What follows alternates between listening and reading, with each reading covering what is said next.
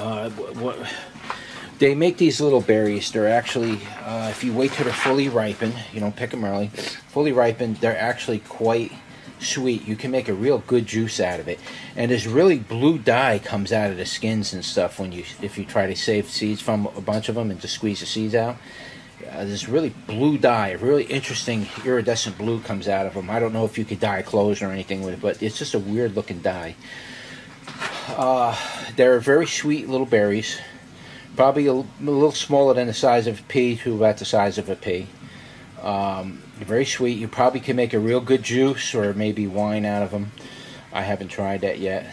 You can see this is the, well, there's the poppy, that's the poppy, but you can see this is the, you know, those are the leaves. Alright. And, alright, some of them got berries on it, as you can see right there. Alright, those are the berries. Those are the flowers. That's the leaf. It's not much of a, it's very similar to a lot of other plants. It looks almost identical to a tomatillo or any of the other, you know, gooseberries and Cape Cod berry. You wouldn't tell the difference of the plant if I had a field of them growing. They all look the same. Here's some other, you know, volunteers coming up that came up here. They're loaded with berries. I figure I'll let them grow, and then I'll show you what they look like when they berry, and I'll do a taste test for you on camera. What I will caution you with is once you start with these things, they're almost impossible to get rid of.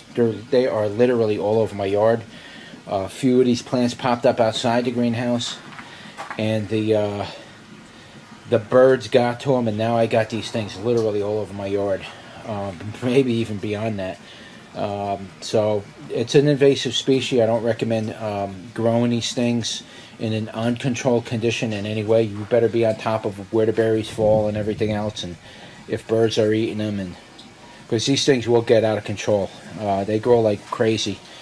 You can't get rid of them once you start them. They're not a problem. I mean, you could just pull them out, and they do make an edible berry, but the unripened berries, just to make a note, the unripened berries are toxic. I don't know if they're necessarily poisonous. This is from the nightshade family. Some people don't even recommend eating the ripened berries. It can be very toxic to your liver. I believe they contain alkaloids.